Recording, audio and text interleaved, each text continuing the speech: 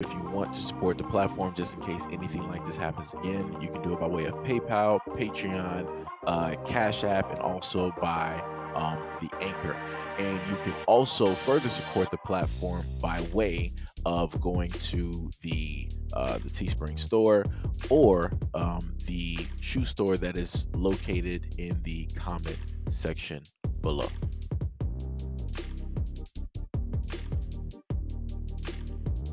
U.S. Virgin Islands Attorney General Denise George filed a lawsuit against J.P. Morgan for allegedly reaping financial benefits from Jeffrey Epstein's sex trafficking operation, less than a month after George secured a $105 million settlement with Epstein's estate, which agreed to liquidate Epstein's islands and cease all business operations in the region. 3 days later, George is now unemployed after Governor Albert O'Brien Jr. fired her for allegedly filing the suit against J.P. Morgan without his permission. According to the complaint, for over more than a decade, J.P. Morgan clearly knew it was not complying with federal regulations in regard to Epstein-related accounts, as evidenced by its too little too late efforts after Epstein was arrested on federal trafficking charges and shortly after his death, when J.P. Morgan belatedly complied with federal law. The suit against J.P. Morgan Chase was not the whole scope of Georgia's pursuit of the remnants of Epstein's network of conspirators. Although Little St. James and its adjacent island owned by the Epstein estate went up for sale in March 2022, action taken by George kept the premise of any sale from going through. Acting in her former capacity as U.S. Virgin Island Attorney General, she placed criminal activity liens on the islands from a civil racketeering lawsuit. That lawsuit was filed in 2020 following Epstein's death in August of 2019.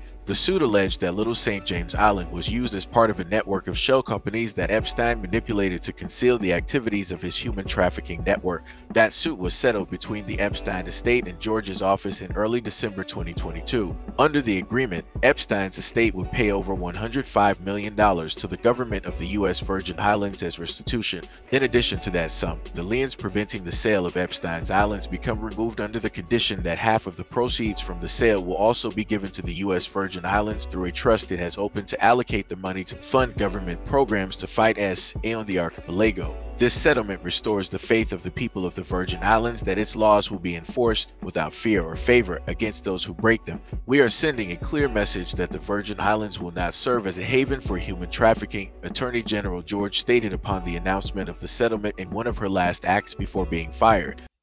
So, pretty much from the article, this is what it looks like when you're doing the right thing. When you have a position of power and you're doing the right thing, and those that hold seats of power for the longest time, they decide that, oh, you're sniffing around a little bit too much. You're trying to, you think you're a little bit too, familiar, and really you're not. We're going to put you directly in your place. So, what she wanted to do is that she wanted to go after JP Morgan Chase due to the fact that she was like, hey, you guys were, in a sense, in on it too, in a sense, and you opted to still hold his business, directly there, still hold his monies there. And you, in a sense, knew what it was that he was doing. You knew how it was that he was getting his money. You knew that, a lot of things were, in a sense, exposed or being talked about, and y'all didn't care. And you knew that these things were happening here. And, I want to call you up. I want to do something about it. That's what she was doing, right? And they were like, "Oh, we're gonna enlist the help of some of our friends. We might have to throw some money their way. It's really, no sweat directly off of our back, but we're gonna throw some money, directly, um, their way, and we're gonna get this situation, pretty much sorted out." And that's what they did. Like I said, when you happen to do the right thing, you will be met with a lot of obstacles. And that by itself is how you know that you're going in the right direction. But the problem is, due to the fact that she is the only one doing it, it's a lot easier to just knock her off the board, a variety of ways.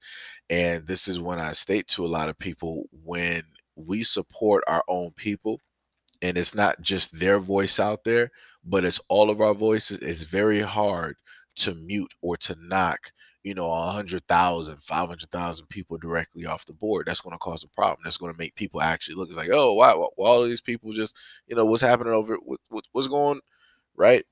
So this is when I tell people that coming together and actually supporting each other, pushing all the small stuff to the side would be a lot more healthier and more beneficial, for not just that person, but for the culture as a whole.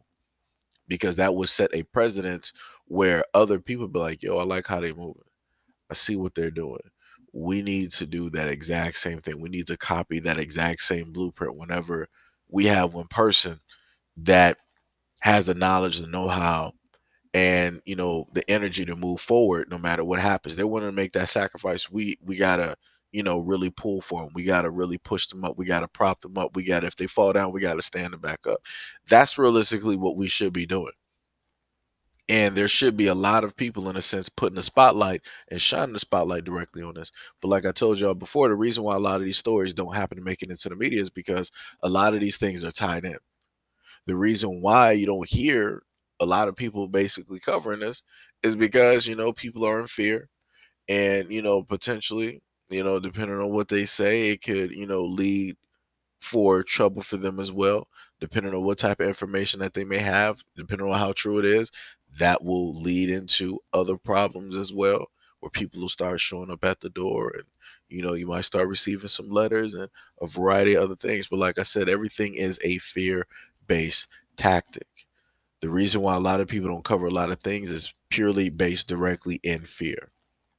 But the moment in time that people realize, that the only way that fear can realistically affect you is if you let it, that's the moment in time that people start doing the things that they're supposed to be doing. But up until that point, you're still going to have people afraid of fear.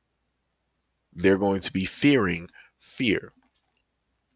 You know, like I said before in the multitude of videos, fear, beyond any of the greatest weapons of decimation that we have on this planet, fear is by far the greatest weapon that man has ever enlisted or wielded or used.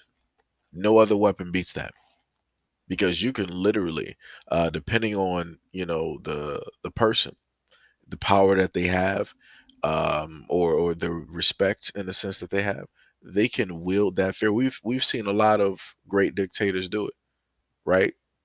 And I'm talking about from a historical aspect of greatness. We've seen them wield fear and basically move nations, move people who had nothing and made armies out of them, turned them into feared individuals.